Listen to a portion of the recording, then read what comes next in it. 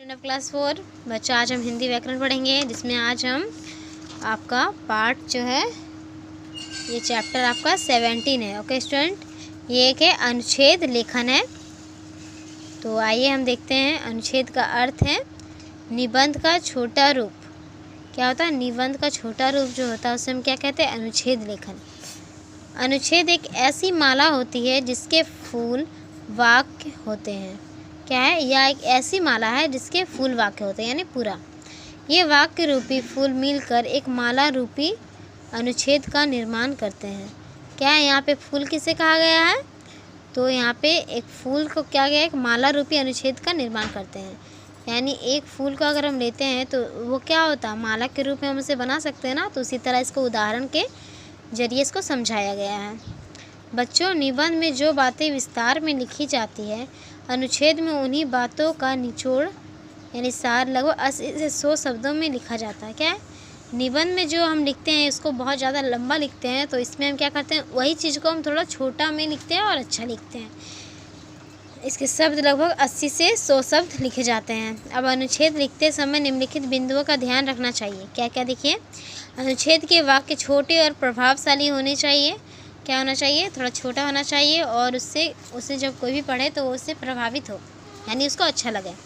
शब्दों की सीमा का ध्यान रखना चाहिए। और उसमें क्या होता है, जैसे यहाँ पे बताया गया है ना कि 80 से 100 शब्दों में ही होना चाहिए। ठीक है। विषय के अनावश्यक विस्तार से बचना चाहिए, यानी जो हमारा विषय हो हम उसी में चर्चा करें, बाकी दूसरी चीज़ में ना।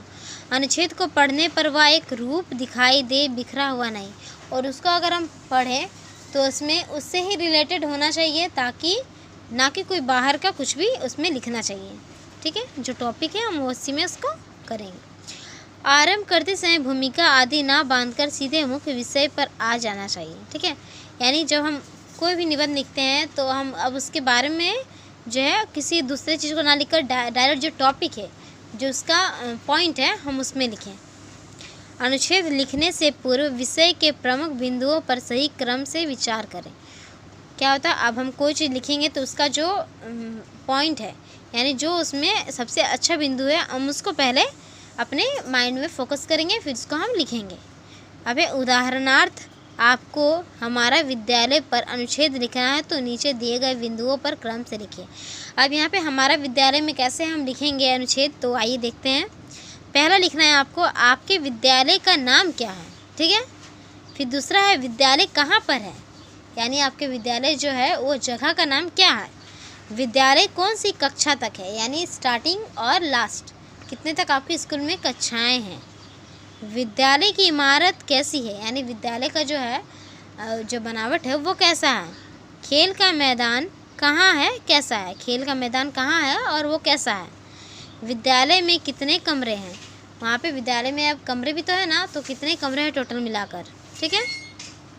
पढ़ने के कमरों के अलावा और क्या क्या है, तो पढ़ने के अलावा क्या होता है? लाइब्रेरी होता है, फिर लैब रहता है ना, तो ये सब के बारे में आपको और लिखना है। विद्यालय में कितने छात्र और कितने अध्यापक हैं, यानी वहाँ पे आप लोग कितने स्टूडेंट्स हो, वहाँ पे कितने टीचर हैं, सारे लिखने हैं। आपको अपना विद्यालय कैसा लगता है, अब आपको अपना डिसीजन देना है, अपना ओपिनियन देना है कि आपको अपना विद्यालय से कितना लगाव है और आपको कितना अच्छा लगता है। तो बच्चों, आप लोग विद्यालय पे एक अनुच्छेद लिखिएगा। ठीक है। इसी टॉपिक पे आप लिखिएगा। तो आइए अब हम देखते हैं। इसमें देखिए, आप लोग को पुस्तकालय जो है लिखना है अपने कॉपी में। ओके स्टूडेंट, तो मैं एक बार रीड कर देती हूँ, आप लोग उसे अपने कॉपी में लिखिएगा। पुस्तकें ज्ञान का भंडार होती है। पुस्तकालय में अनेक पुस्तकें एक ही स्थान पर उपलब्ध होती हैं, अतः यदि इन्हें ज्ञान का सागर कहा जाए तो अनुचित नहीं होगा।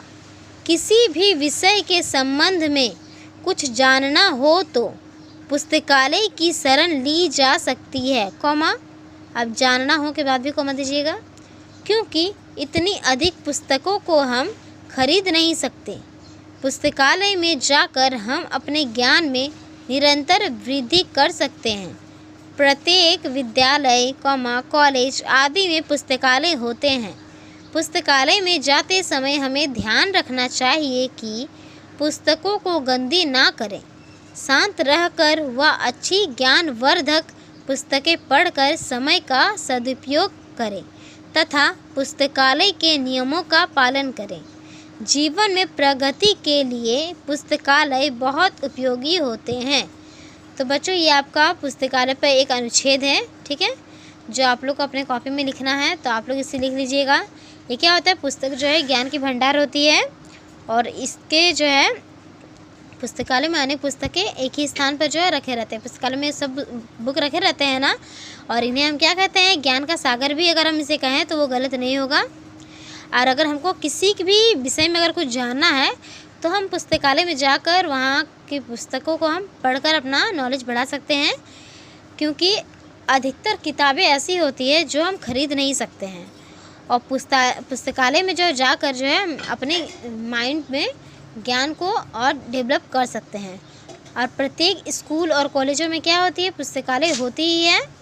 और जो है पुस्तकालय में जाते समय हमको ये भी ध्यान रखना चाहिए कि हम वहाँ पे कोई भी जो है गंदगी ना फैलाएं, और वहाँ पे हम शांत रहें, ताकि वहाँ पर और भी लोग तो होते हैं, ताकि उनको भी पढ़ने में डिस्टर्ब ना हो, और आप भी अच्छे से वहाँ पर अपना समय का सदुपयोग करके और पढ़ाई कर सकते हैं।